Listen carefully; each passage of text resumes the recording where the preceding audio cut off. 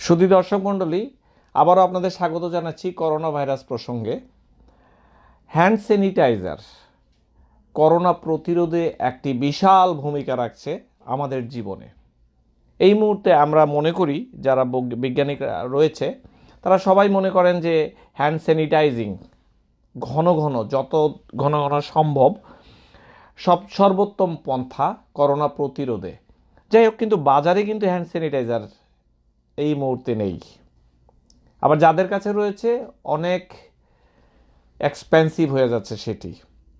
গতকাল আমি বাজার সার্ভে করে দেখলাম, যুক্তরাষ্ট্রের মতো বাজারেও দেখা যাচ্ছে যে যেই হ্যান্ড স্যানিটাইজার আমরা বাংলাদেশি টাকায় 20 টাকা দিয়ে পেতাম, সেটি এখন বাংলাদেশি টাকায় প্রায় $250, $3, $4, ছোট্ট একটি হ্যান্ড স্যানিটাইজার। যাই হোক, এটি নিয়ে আমি মনে করি ঘাবড়ানোর কিছু নাই। আজ আমরা আপনাদেরকে শেখাবো যে ঘরে বসেই কিভাবে হ্যান্ড স্যানিটাইজার বানাতে পারবেন খুব অল্প খরচে। এখন এইটি অনেকে হয়তো বলবেন আমরা তো জানি। জি, আমি জানি, এটা অনেকেই জানেন। তারপরও আমি আমার বাংলাভাষী মানুষদের জন্য, যারা বিভিন্ন প্রান্তে রয়েছেন, যারা অ্যাফোর্ড করতে পারবেন না বা কিনতে পারবেন না বা পাওয়া যাচ্ছে না, তাদের জন্য শুধু আমি সহজে এনে দিচ্ছি। আসুন দেখে নিই কী কী প্রয়োজন উপাদান। এটি প্রথমে প্রয়োজন অ্যালোভেরা। হ্যাঁ, তো অ্যালোভেরা আমি একটি কাঁচা অ্যালোভেরা এনে রেখেছি। আপনি এটা কেটে ভেতরের যে নির্যাস সেটি নেবেন।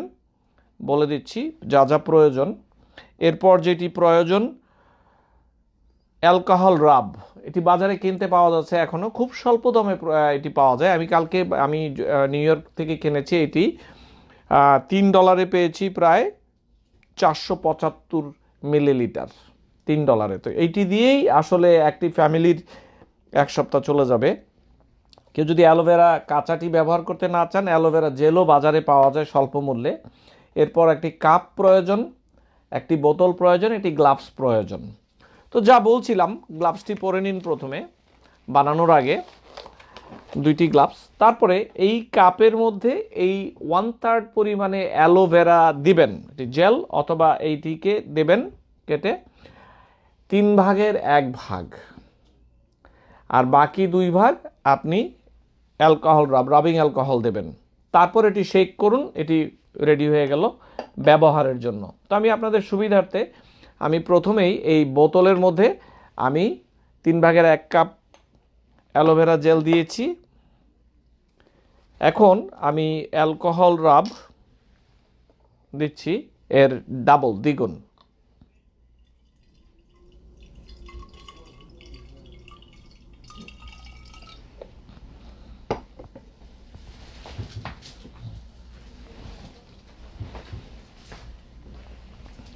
এরপর সিম্পলি আপনি এটিকে ঝাঁকিয়ে দিন।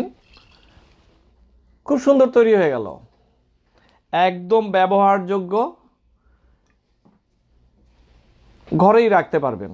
আপনার শিশুর ব্যাগে একটি ছোট কাগজ আপনি প্লাস্টিকের বোতল দিয়েও আপনি দিতে পারেন, তারা ব্যবহারের আগে একটু ঝেঁকে নেবে। তারপর আপনি যত বাজে সারফেস আপনার টাচ করবেন ওটি অবশ্যই অ্যাভয়েড করতে হবে। তারপর আপনি এটি ধুয়ে ফেলতে পারবেন। অবশ্য একান্তই কিছু না পাওয়া গেলে আমি আবারও বলছি, লিকুইড সোপ দিয়ে আপনি লিকুইড সাবান দিয়ে হালকা গরম পানি দিয়ে 20 সেকেন্ড ধোয়া, সেটি হচ্ছে সর্বোত্তম। আর এইটি যখন বাহিরে যাবেন তখন আপনি সাথে রাখতে পারেন।